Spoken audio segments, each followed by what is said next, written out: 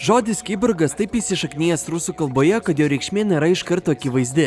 Kiborgas yra kibernetinio organizmo trumpinys. Kas yra organizmas? Daugiau ar mažiau aišku. Tai aš, pavyzdžiui, agurkas, bet kibernetinis yra sudėtingiau. Kibernetinis organizmas tai organizmas, kuris ne tik gyvena, bet ir gyvena su technologijomis ir kitomis dirbtinėmis funkcijomis ir savybėmis, kurios organizmų susijusios grįžtamuoju ryšiu. Ir jei agurkas yra organizmas, tai marinuotas agurkas yra kibernetinis organizmas, išskyrus vieną dalyką, jis nebėra gyvas. Technologija šiam agurkui suteikia naują skonį, tačiau ką technologijos gali padaryti su mumis? 1958 metais švedų gydytojai implantavo elektrodus į Arno Larsono širdies paviršių. Pirmasis širdies plakimo aparatas išsijungė po 3 valandų, antrasis veikė kelias dienas. Tačiau tai nesutrukdė Arnui Larsonui gyventi ilgai ir laimingai ir pakeisti dar 26 širdies stimuliatorius. Po švedų mokslininkų sėkmės gydytojai ėmė noriau implantuoti šią technologiją į organizmą. Pasirodė pirmieji klausos aparatai, lęšiukai ir elektroniniai protezai. Mūsų amžiuje chirurgai eksperimentai su kūnu virto atskira subkultūra – grinderiais. Tai vadinami žmonės, kurie aistringai plečia savo galimybės implantuodami technologijas. Populiariausia operacija tarp grinderių šiandien yra magnetų implantavimas į ranką. Ypač populiarūs neodemio magnetai galintys pakelti iki 400 kg svorį. Grinderių YouTube kanaluose gausu mokamųjų vaizdo įrašų apie namuose atliekamas operacijas. Taip, jūs negalėsite pakelti 400 kg, turėsite tik magneto dalelę piršte. Bet net ir to pakanka, kad per 2 savaitės įgytumėte naujų, anksčiau žmogų neprieinamų pojūčių. Pavyzdžiui,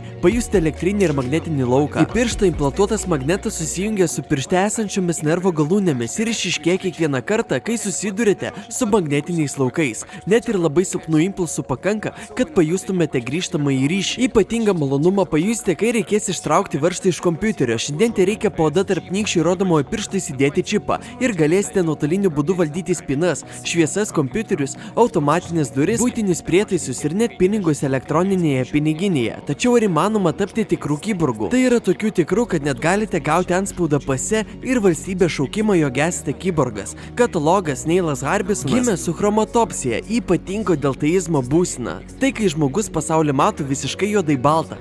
Kad išspręstų savo problemą, Neilui galvą tiesiai į pakaušį buvo įplatuota speciali kamera, kuri išorinio pasaulio spalvas paverčia garsais. Jis suderino kiekvieną spektrą su konkrečia nata ir dabar bangoms keliaujant per kaulą jis gali išgirsti, kokia spalva tame spektre yra priešais jį. Be to, Neilas gali girdėti ne tik spalvas, prie kurio esame įpratę, bet ir dalį spektro, kurio paprastas žmogus nemato, pavyzdžiui, infraraudonąją šviesą. Tačiau šis daiktas ant galvos visiškai neduoda ramybės atsitiktiniams praeiviams ir aš juos suprantu. Turiu omeny, kad 2004 tai buvo žibintuvėlis, 2006 mikrofonas, o 2008 belaidės ausinės jų telefonui, 2010 GoPro, o dabar Google Glass. Kad taptų visaverčių kiborgų, Neilui teko ilgai kovoti su biurokratija, kol galiausiai valstybė pripažino, kad Neilas Harbisonas negali egzistuoti be šios elektronikos. Tai yra dalis jo. Dabar jo kataloniškame pase įrašyta kiborgas. Oficialiai prasidėjo kibernetizacija. Tai mane labai džiugina. Negalime žengti antrojo žingsnio be pirmojo. Bet jei yra pradžia, yra ir pabaiga. Evoliucijos viršūnė esančio žmogaus era baigėsi, nes per ilgą laiką žmogus beveik netobulėjo. Tuo tarpu pagal Mūro dėsnį, mašinos kas 1,5 metų tampa dvigubai protingesnės ir netoli tas momentas, kai jos mus aplenks. Ar yra išeitis? Nemanau, kad taip.